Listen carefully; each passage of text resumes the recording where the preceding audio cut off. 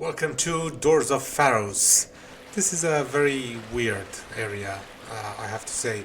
And the reason it's so weird is because you can go through it just in a few minutes at most. Um, because it is sort of split into two. You have a very short path through the area, which just takes you straight to the next area, and that's it. You fight like two enemies, and you're there, and you can move on with your life. And then there's another path through the area which is longer, and you fight a lot more enemies. And there's also a boss, apparently. So yeah, that's weird. That you can elect to not fight the boss, and to you can elect to just forego this area and just sort of move on with your life. I always found that very weird, but also convenient. You know, sometimes you don't want to go through this area. You just want to get to the next area, which is Brightstone Cove Tseldora, and you just want to go to the boss there, which is one of the great ones. So yeah, it is convenient, and it does make some sort of sense to be able to do this, but it is certainly surprising because for the longest time I actually thought that this is all it is. This is what the area actually is. So I've always found it, or for the longest time I found it a bit pointless. Like why put this area in here if you're not gonna do anything with it? But apparently yes, there is more to this area, and we will certainly explore that. But yeah, first I wanted to go the short way, just to show it off, just so you can see how short it actually is. What am I doing here?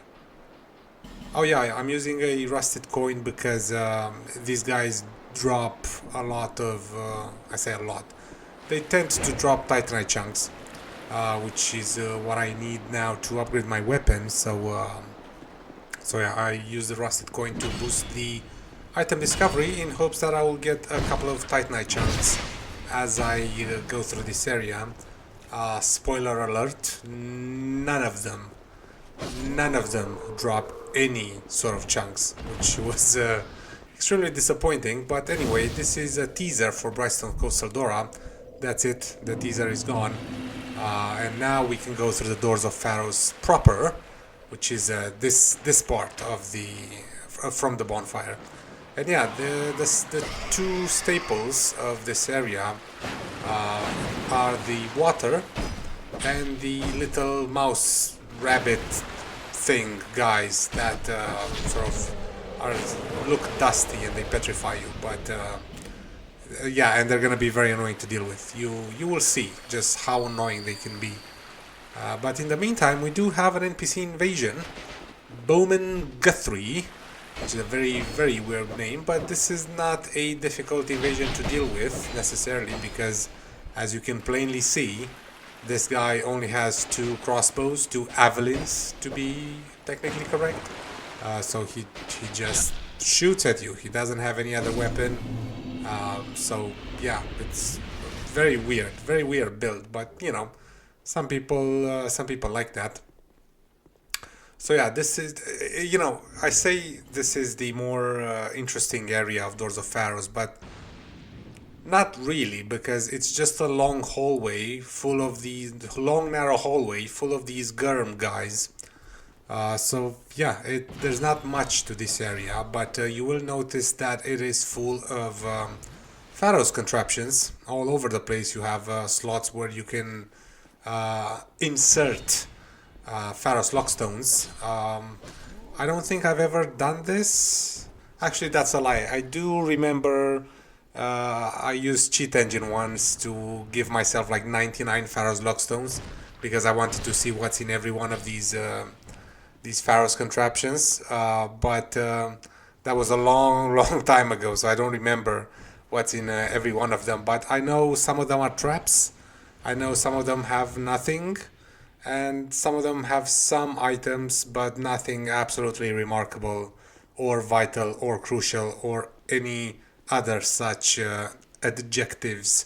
So yeah, you go from one hallway to the other hallway, and from one set of Gurm warriors to the other set of Gurm warriors. I know this is This is supposed to be a sort of a Dark Souls 2 appreciation playthrough, but I have to be honest with you. I am struggling. I'm struggling with this one. Uh, I mean, it has a good vibe. This area is very weird. With the aesthetic, with all these pillars and whatever, these geological formations and whatnot.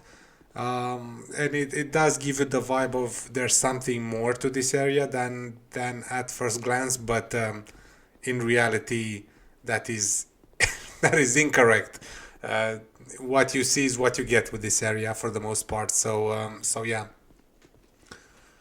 but yeah, you can look up what's behind every one of these contraptions.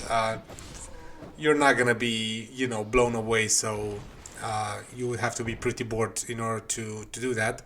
But I might do that, for example. But this is one interesting area of this location, which is the boss fight.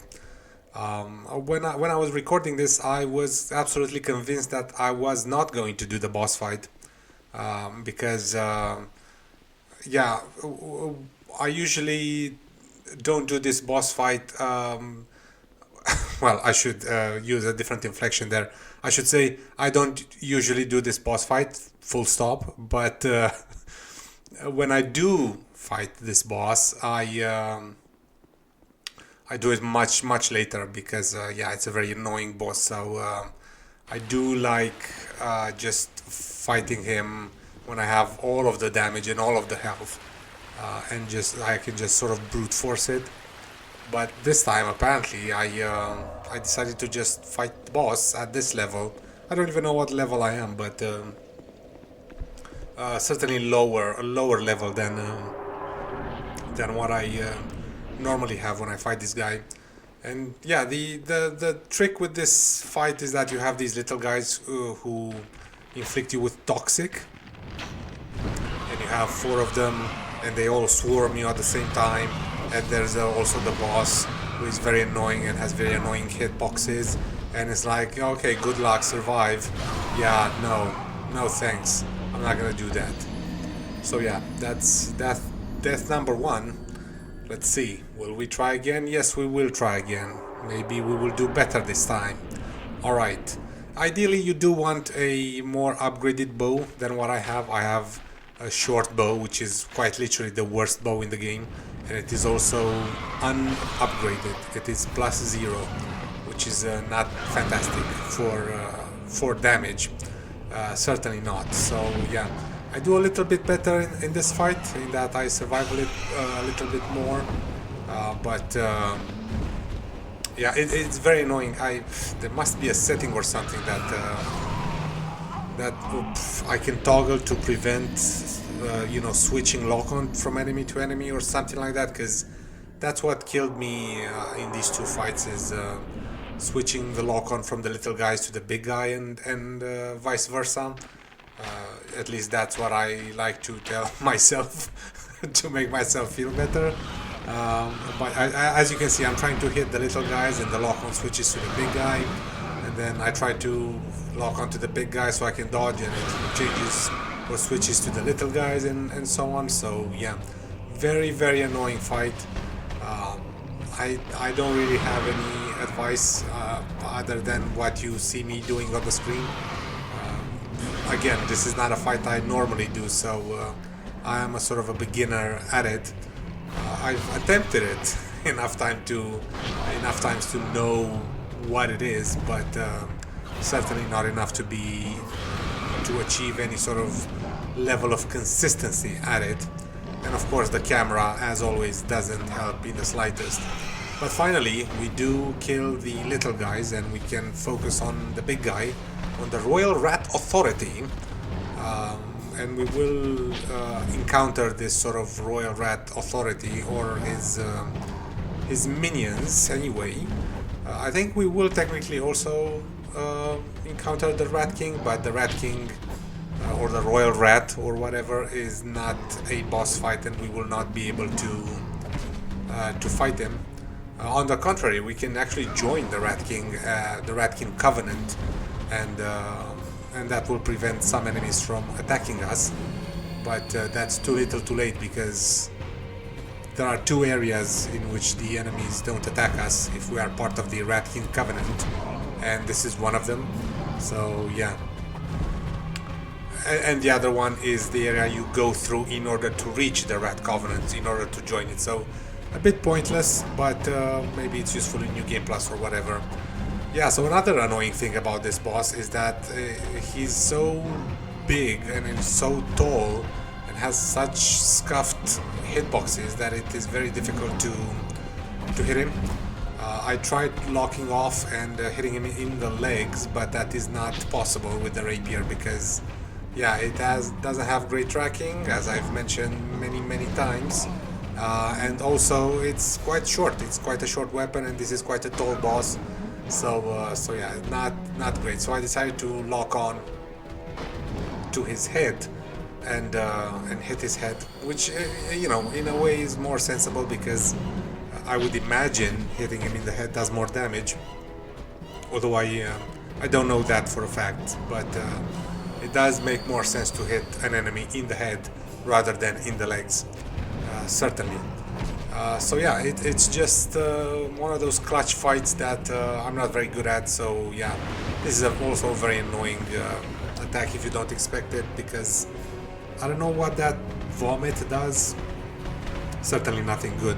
It either poisons you or toxics you or breaks your equipment or something, I don't know. And guess what? I don't care. Victory has been achieved. The Royal Rat Authority soul has been acquired. Very good. And I also retrieved my souls. Very good, very good. Alright, let's see. We don't level up, apparently. Not right now. I think I upgrade my weapon here. Let's see. What level do I upgrade my weapon to? Okay. Very good, very good. Alright. 2 levels. We just need 3 more chunks to go, and then a slab, and that's it. We will be maxing out the Rapier, but I don't think I do that in this episode. And what do I do? Attunement. Yes, very good. And I gain 1 attunement slot. Again, I don't need attunement right now. I don't even have the stats to cast any sort of spell, because I have like 6 intelligence and 6 faith. So yeah, no, not a magician. I would not call myself a magician at this point in the game. But yeah, we will be making use of attunement once we get our build going, because this is a provisional build. What we're doing right now with the Rapier and whatever, our actual build for the majority of the game will be different. But yeah, this is Brightstone Cove Tseldora, at least the intro part of it, the introduction to it.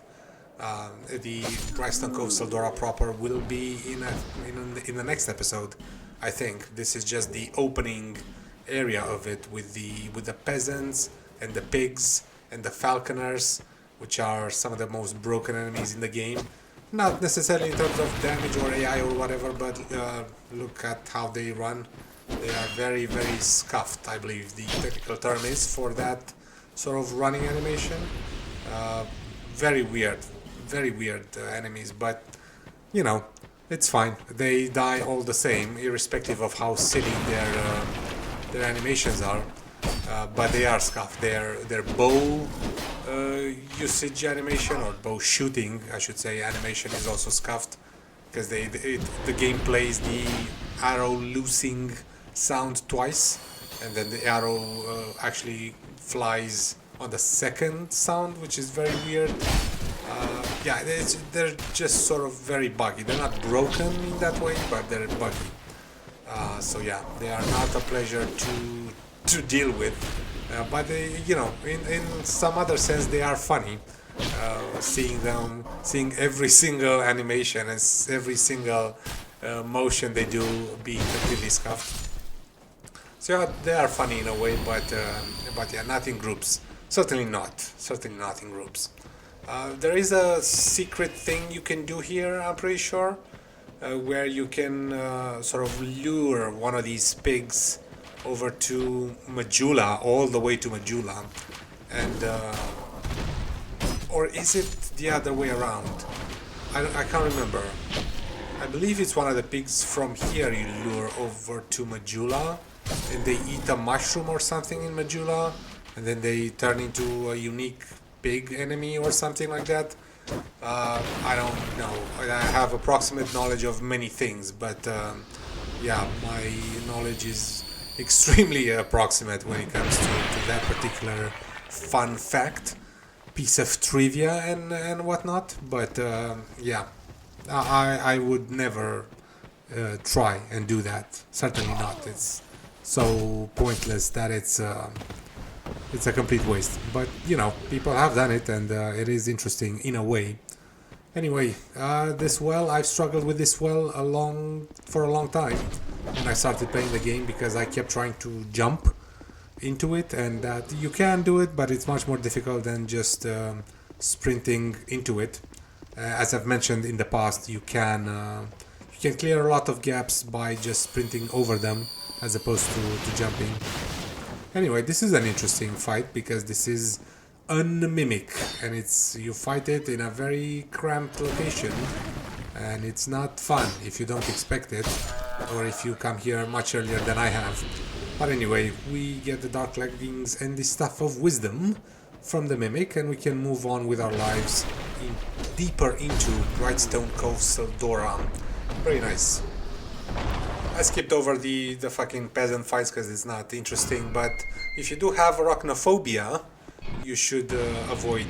You should, excuse me, you should stop watching because there's gonna be a lot of spiders from now on. Not so much in this episode, although there will be some spiders once I open this chest, but certainly next episode you should not watch because there are a lot of spiders. So yeah, just a quick warning for you there.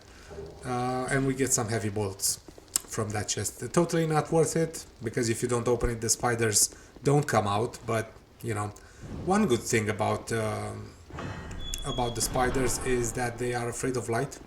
So yeah, if you just go through this area with the torch lit, they will not attack you. Which is fun, because this area is much more difficult if you have to deal with all of them spiders. But anyway, we fight the boss, which is, or who is, Prowling, Magus, and Congregation, which is... It's a shit fight, I have to say. Again, this is supposed to be an appreciation playthrough, but there is nothing really to appreciate about this boss. It is, however, it is a fun boss if you have a big weapon that swings around, like a 500 or something. Because you can just wail in all these guys and kill like 5 of them at once, but with my rinky-dinky rapier I have to do single target stuff, and it's not as fun. Certainly not, but you know, this is not a difficult boss fight. You just have to sort of run between these guys and hit them every once in a while. Of course, you should deal with the big guys first, the casters, as I have done here, and then it's just a matter of cleaning up and killing all these shit guys. Which again, it is a challenge in itself with the rapier, because the rapier is not very good at aiming downwards, as you can see, and I have to pull some jumping attack nonsense in order to fight this boss, which is not pleasant. I don't like. It's not that I don't like doing it. I'm not good at doing it. I never was good at doing the jump attacks in these games, or the guard break as well. That motion, and if you don't know what the motion is just you flick the stick, the movement stick forward while you are pressing one of the attack buttons, and they have to be sort of at the same time, the two inputs, and it's difficult to do. Or I find it difficult, certainly, so yeah, that's why I don't really do it. But anyway, that's it for Brightstone Cove Tseldora, certainly the first part. We will continue in the next one. Have a good one.